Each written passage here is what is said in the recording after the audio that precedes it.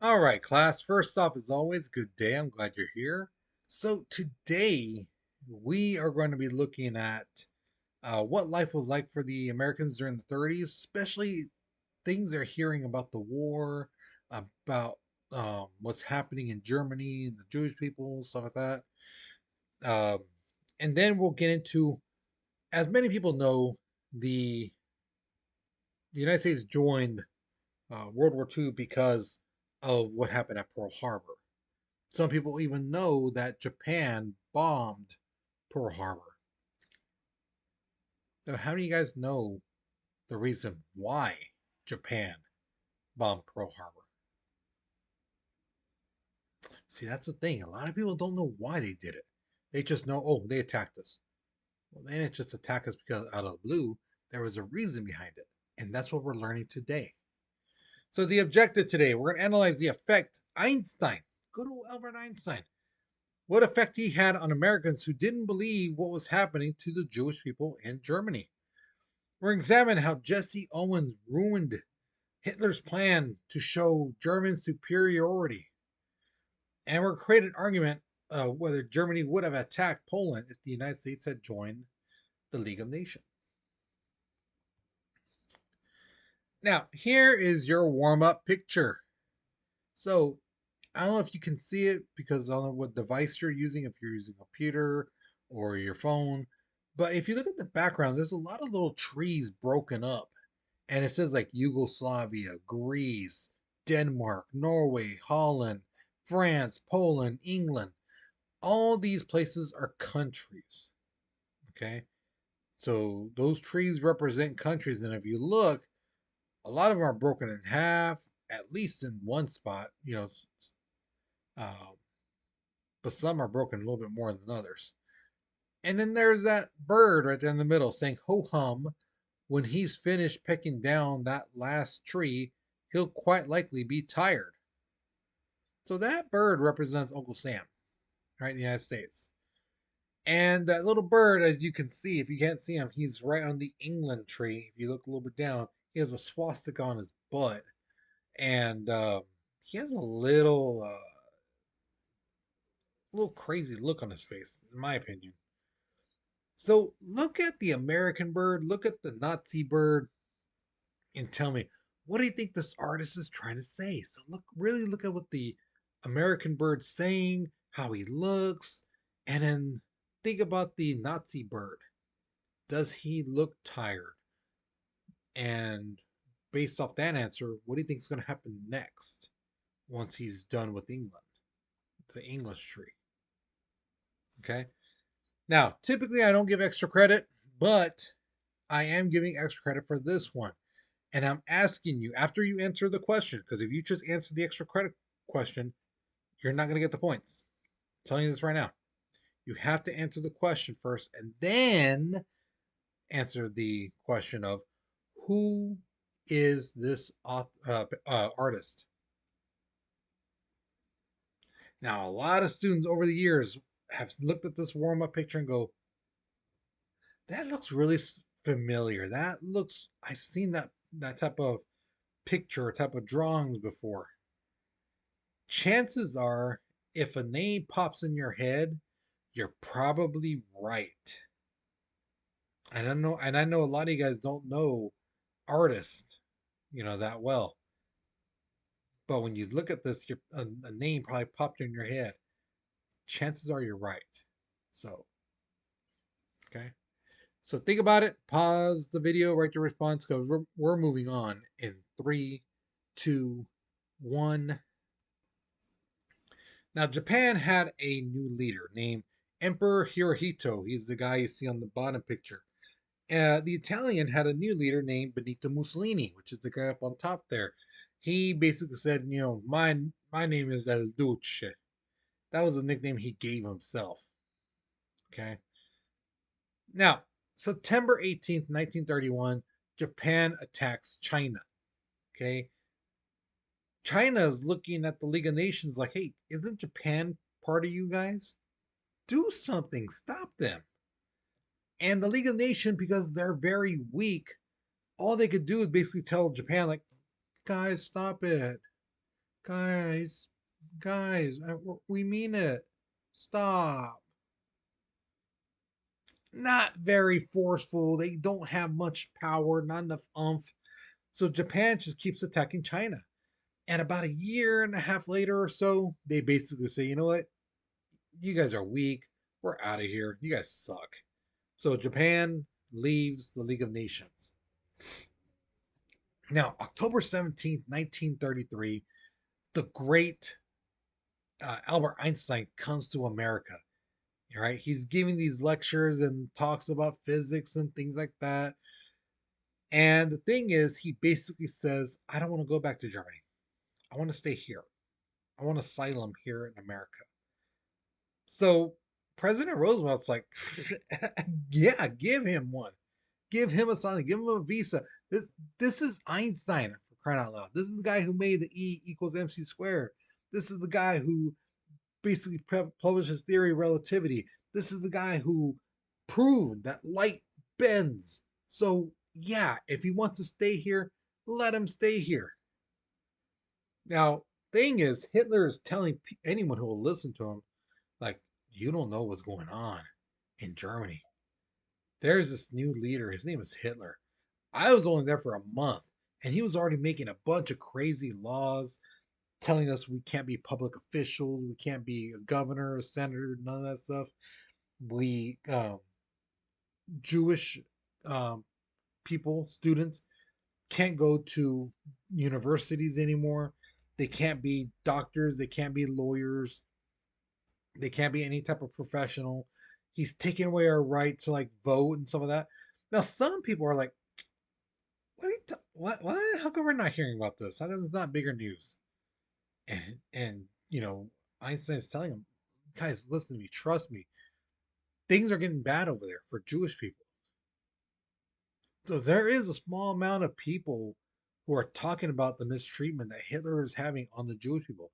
Not just Einstein, but other people from Europe are hearing things and seeing some people see it for themselves. They're like, yeah, there's some bad things happening in Germany with Jewish people. Now in 1934, Hitler announces that he is the Fuhrer. Führer in German means supreme leader or ultimate leader. Okay. Uh, Now Hitler is obsessed with this whole pure German race, blonde hair, blue eyed, all that good stuff, right?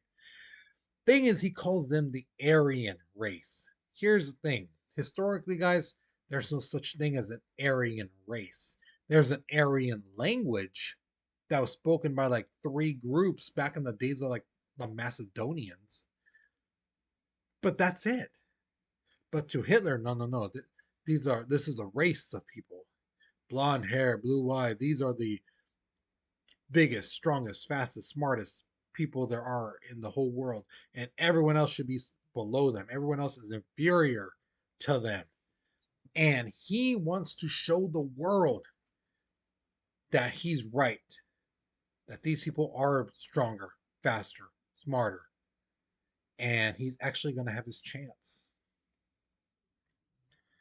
So the 1936 Olympics just so happens to be scheduled to happen in Munich, Germany. Now, like I told my other classes in the past, they don't just pick it like the year before. Say, oh, Germany, you're gonna do this year. So and so, hey, and next year you're gonna do this Olympics. No, they don't do like that. Okay, it's years that they tell. Okay, you guys won the bid to host the Olympics. So you guys have like 4 years, 8 years, whatever it may be, to uh, to get your stuff set up, the stadiums and things like that. Okay. Now, when the Olympic Committee came to Munich, Germany, to check, make sure everything's all right, the stadium's built and everything looks hunky dory, and they just see all this anti-Nazi or anti-Nazi, anti-Jewish stuff. They see in some buildings the Star of David, the six-pointed star, and it says like don't shop here. A Jewish man owns this, and they see writings um, on the wall, posters, things saying all the laws that Jewish people have to follow, that they can't be married to a uh, German person. Any Jewish and German person who is married, their marriage is now divorced. And it's not like they want a divorce, it's a law now, you know. So the Olympic Committee basically tells Hitler and his people, hey, you need to take this stuff down. And Hitler was like, why? And they're like, well, here's the thing. Jewish people are everywhere in the world. And some of the athletes who are coming are Jewish. So if they see this anti Jewish stuff, they're going to leave. And if enough countries leave, we're not going to have the Olympics. So either you take this stuff down now or the Olympics are canceled. Now, I've had some students in the past say, well, I bet you Hitler just like said, leave it up, some of that. No, Hitler didn't. Hitler took it all down.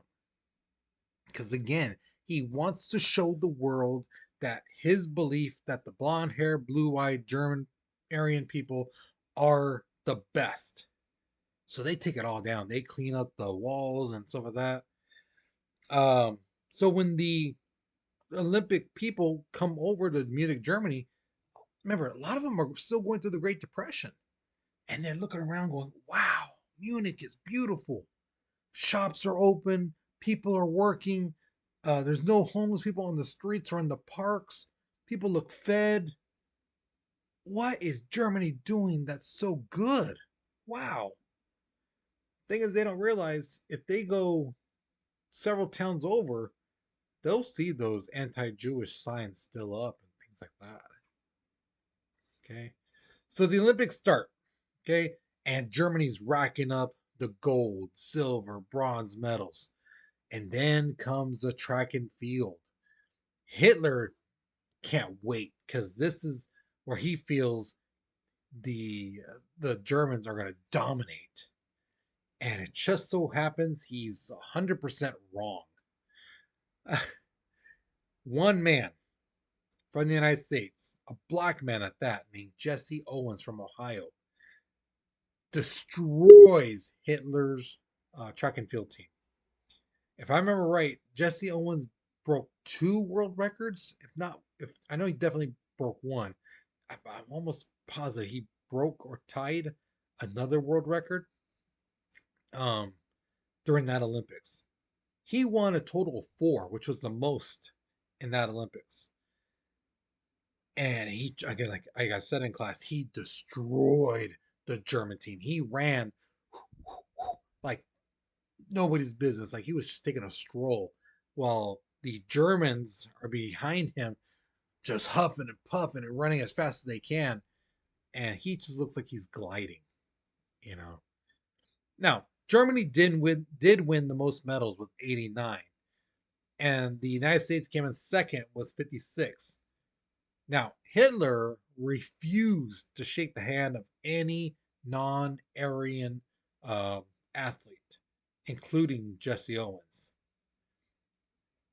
Now, Hitler was happy that hey, the Germans won the most medals, but he was also kind of upset because all anyone was talking about was Jesse Owens destroying everyone on the track and field team. Not just the Germans, but everyone. But that was supposed to be Hitler's event where his men showed the world, yeah, we're the better ones. Now, in November 1936, Germany and Japan signed a anti-Comintern pact, which basically said neither one of them like communism. Okay, Italy joins the next year, and then the next year, that same year too, Italy leaves the League of Nations, basically saying like Japan, you guys are weak, you're pathetic, you don't do nothing. So they leave. Now, in 1938, Hitler wants Czechoslovakia. He wants to annex it, basically say, claim it. But Britain and France are like, uh, you can't have it. He's like, but I want it. I want it. They have things that I want. I need it. And they're like, dude, no. He's like, well, then I'll go to war and get it. Britain and France like, oh my god, we don't want another war. So after some talks, they finally say, okay, how about this? If we give you Czechoslovakia, you promise not to attack any other places. Yeah, yeah, I agree. This became known as the Munich Pact. Here's the problem. And for those of you guys who have little brothers, sisters, cousins, nephews, um, you may know this, especially if you babysat them or watched them.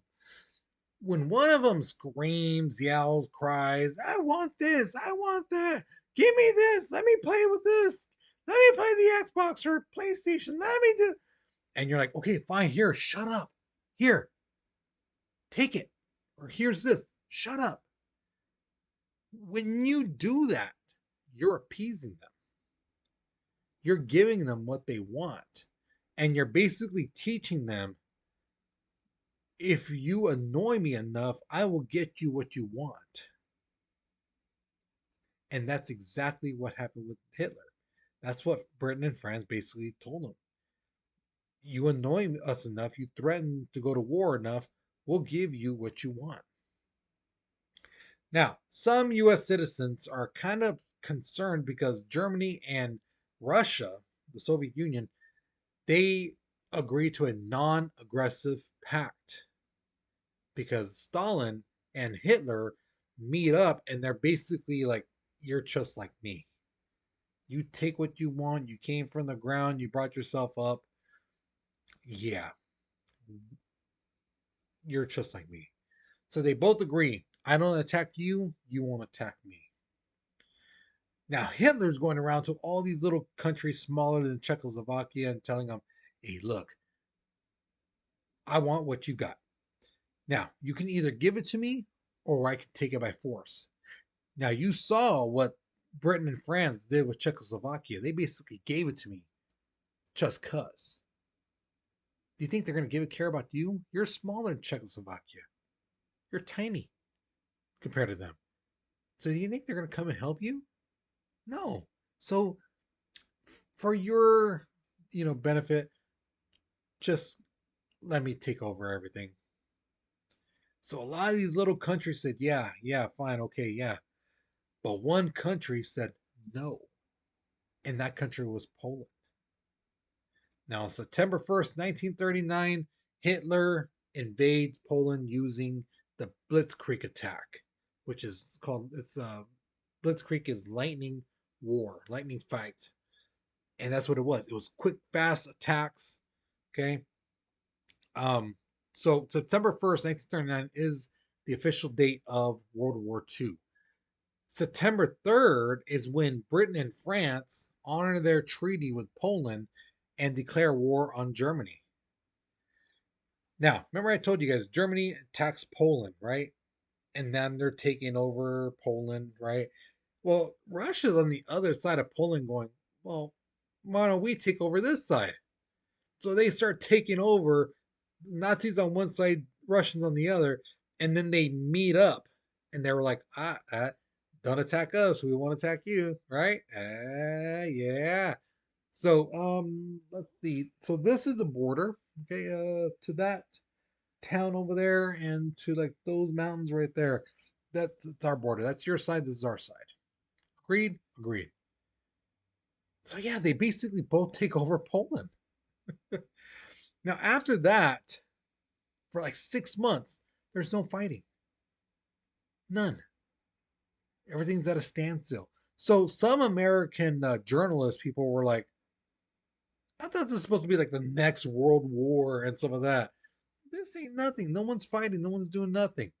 So they dubbed it the phony war at first. So Japan invades Indochina. Okay. The thing is, Japan basically asks the French government, because the French government owns Indochina, they tell them, hey, can we invade? Oh, no, invade's a bad word. No, no, not invade. Can we just take over Indochina from you? Now, the French government is being controlled by the Nazis because the Nazis control all of Europe. And basically, the French government is a puppet government. So the Nazis make the French government say, yeah, go ahead, take whatever you want, enjoy. Everybody knows French's government doesn't really mean that. That's the Nazis making them say that because Japan and the Nazis are friends. When Japan is in Indochina, Britain and France, or sorry, Britain and the United States are very at unease, are uneased by this because they have troops nearby, and they don't like the fact that the Japanese are taking over all these tiny islands and places like that. So the United States and Britain hits them with an embargo on all their goods. Because remember,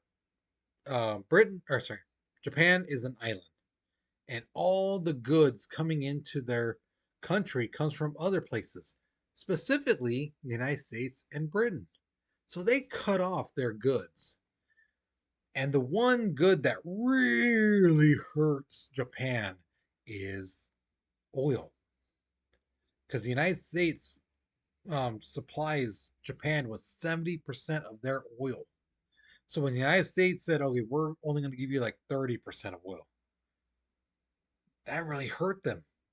They had about 3 years worth of reserves of oil. But remember, that's just normal peacetime. We're in war. So cut that by half or by even by third. They basically had like a year's worth of oil. And that's it. So what they did, um, they instead of telling the United States, hey, let's talk about this, some of that. No, no, no. They said, let's attack the island of Malaya. Now, why Malaya? Because Malaya is where the United States gets their rice, rubber, and tin. So they're like, hey, we control this area now. So what you gonna do? So the United States gets really upset and they go, okay, you know what? We're gonna cut off your supply of oil. We're gonna freeze all your assets. And if you get any oil from somebody somewhere, we're gonna find out who it was, and we're gonna make sure you're not getting any more oil after that. Now, Japan's like, whoa, whoa, whoa, whoa, America, calm down, y'all doing too much. Okay, relax. Let's talk about this. This is the reason why the Pearl Harbor attack happened. It was because of oil. Japan needed oil. We cut them off because of what they did when they attacked and took over Malaya. And when when we put the embargo on them, it's because they invaded Indochina. Okay. So December 7th, 1941, 6:10 in the morning, in the southwest area of Hawaii, uh, there's an American ship out there, and they see something coming out of the water. We now know that was a Japanese submarine periscope, like looking around, like, oh, what's out there? What's going on? And there were some Americans on the ship going, what's that up there in the water? What's that? I don't know. What is that? So when the periscope sees them looking at them, it drops down back in the water. So, yeah. And the thing is, like I said in previous classes in the past, the Americans have no idea that the Japanese would be there. Okay, Japan is hundreds of miles away from Hawaii. So, yeah, the thought that Japan would have submarines nearby, unheard of. Now, at 7:30 that same morning, Japan sends a little message to the Americans saying, no more peace talks. We're done. We're going to go to war with you. And basically, 25 minutes later, the U.S. Navy port at Pearl Harbor is attacked. Thing is, guys, you have to remember this. December 7th, 1941 was on a Sunday. A lot of these soldiers were sleeping. Okay. Some guys were barely getting up, brushing their teeth, getting ready for the day. And then there was like a small skeleton crew out on deck cleaning it, getting the food ready for the soldiers, when they get up. Some people on the decks loading things, unloading things. And nobody knew this attack was going to happen. Now, the Japanese, their leader, I'm going to kill his name, Mitsuwa Fushida, Mitsuo Fushida, he's given specific orders. Number one, radio silence. No talking on the radio. Number two, when they get closer to Hawaii, they need to fly really, really low because there's a new invention that was just created. I believe it wasn't even a year old yet, called radar. And they found out if you fly really, really low, radar won't pick you up. You know, so these guys are flying low, really low, so low that some people said they saw the red dot on the planes. Now, when I made that statement some years ago, I had a student ask me, "Well, why didn't they say anything? Why didn't anyone go, oh God, there's Japanese, this that, or at least there's a bunch of planes?" Because the thing is, the Americans were actually expecting planes. They were expecting a bunch of planes to come out of like California and Oregon, and yeah, so they were expecting planes. Now, Fushida, flying really low, realizes no one's shooting at us, no one's attacking us, there's no other planes in the air. So then he knows we still have the element of surprise. So then he gets on the radio and gives the order to attack, which was Tora, Tora, Tora, which means tiger, tiger, tiger in Japanese. They attack in two waves. Okay, so two clusters of planes. The first one came through and they're the surprise attack. They're dropping torpedoes, they're shooting at people in the water, people and they're shooting at planes that are still set up like no one's in it. They're just ready to leave whenever somebody's ready to go. They shoot them down. Um, of Out of all the planes, which was 353 Japanese planes that went through Pearl Harbor, only 29 of them were sunk or shot down, I should say. Now, of all the American ships, we lost about 100 of them, including three major battleships: the USS Oklahoma, the USS Utah, and the biggest boat at that time for us, the USS Arizona.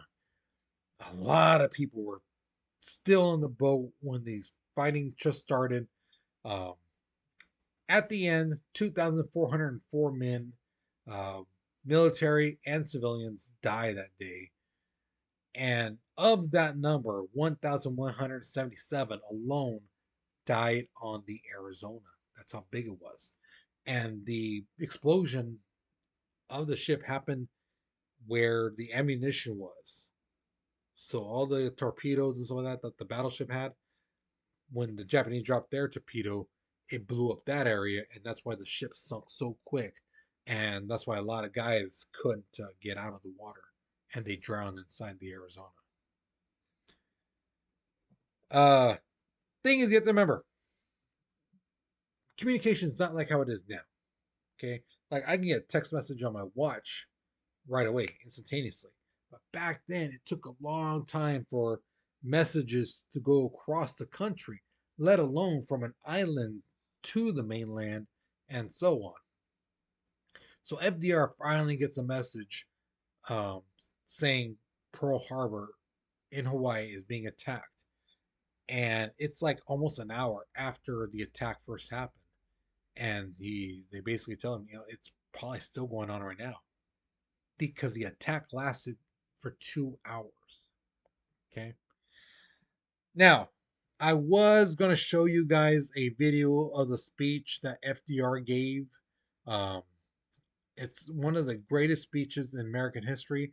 I strongly recommend you watch it. I can't show it on here because of copyright issues. I've tried to do it in the past, and YouTube let me know, hey, you can't show that video. It's not your video, so that there's an issue legally. So um, just look up FDR December 7th speech, and it's phenomenal, really phenomenal. I would strongly recommend you listen to it. It's not that long. It's like I think like 4 minutes. You know, if you're watching the right video, it's only 4 minutes long, but it's really, really good. So, with that being said, guys, hopefully you learned something new. Hopefully you enjoyed it.